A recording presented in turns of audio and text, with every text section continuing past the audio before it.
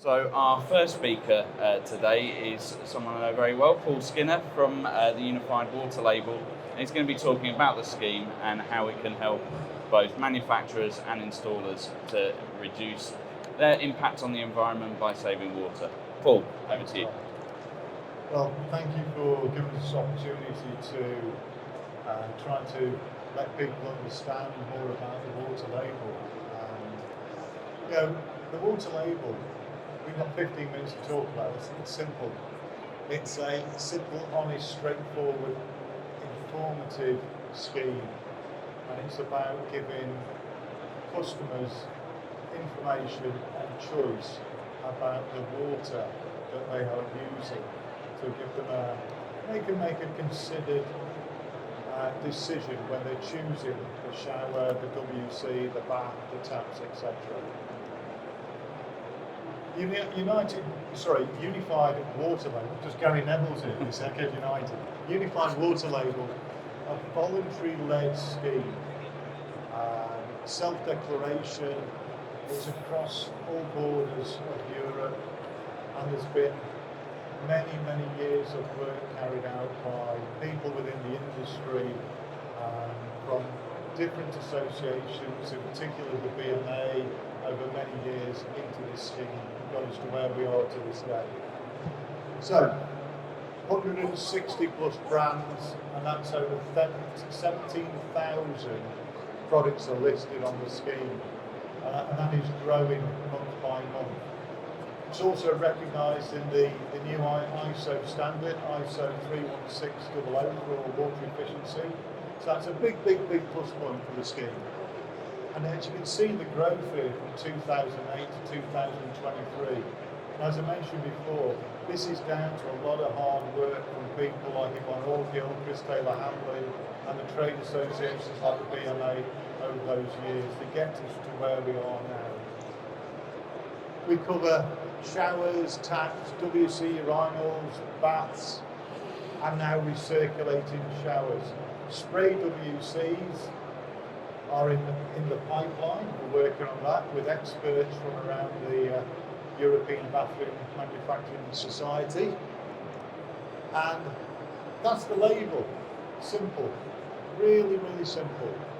It's giving you clear guidance of how much water you can expect from your fitting. And we also have an energy calculator, and you can see some icons which actually guide you to what the product is actually aiming to do, whether it's a cold start tap, etc., or a push button self-closing tap. But what does it mean? Those green, yellows, reds, etc.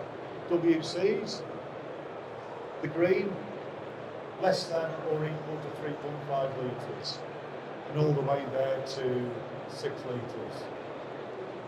Taps, the green, less than or equal to 6 litres. Now, don't get too hung up about whether it's green to red. This is about making a wise, educated choice about how much water you want to use. So, why use greater than 13 litres in a cloakroom? Get down to less than 6, get 5 litres in that cloakroom. Baths. These are the actual figures for filling out for a bath capacity, the volume. But remember, depending on the size of the person, you're going to use less water or more water because of the displacement of that person. We normally work at 40% for displacement. Well, the key thing is, with all that, is where do we want you to use this label? This is a voluntary scheme, but this is a scheme that gives the manufacturer another little sizzle to promote their products. We've all been making eco-fittings for many years, and this gives them the chance to actually promote that. You bought your first car, you looked at your 0 to 60, how much it cost. But when you bought your first taps or showers, you looked at the aesthetics, the design, how much it cost. You didn't look at performance. This is the opportunity to give you that performance figures. The key part though going forward is education. We need to reprogram the way we think and how we use water. And we're working closely with schools to get the kids, the next generation, to move on and thinking about how they use it. So, say, working with schools, competitions, and there's more to come from that. But we've got to work together, trade associations across Europe to push this and keep it going. Thank you. Thank you, Paul. Really great presentation. Good overview of the Unified Water Label. Thank you, Charles. If I could just ask a couple of questions Yeah, sure. before we let you go back to the UWLA stand.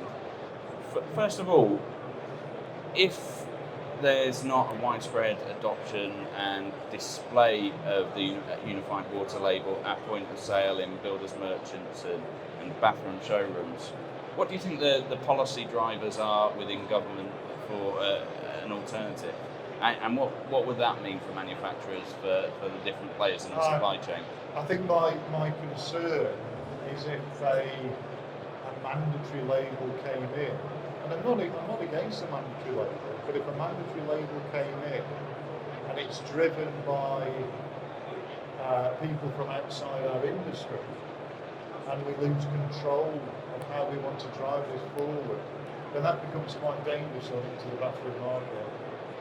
So we really need to get this label out there so that everybody in government and other bodies can see that this is established, it's working, and people are taking note of it. You know, you guys at the BMA have been pushing this for many, many, many years. And we need more uptake. So it's all those brands that are on board, display it, put it out there. Just to endorse, it's not just a label that you stick on the shelf or stick on the box. There's a whole methodology behind it to make sure that it is robust and it's transparent, isn't it?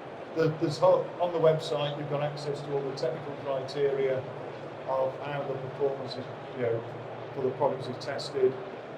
We align very closely with established, recognised standards, and it's great to see that we've got testing bodies, etc., like NSF sat there.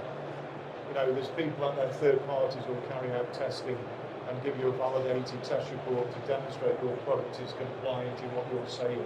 That's all we're asking, is that if you're saying it delivers a maximum of 6 litres, then it does do that.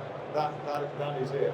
And for an installer that has started to look out for the label, that they're seeing it, they're making product choices because of the information that the label gives.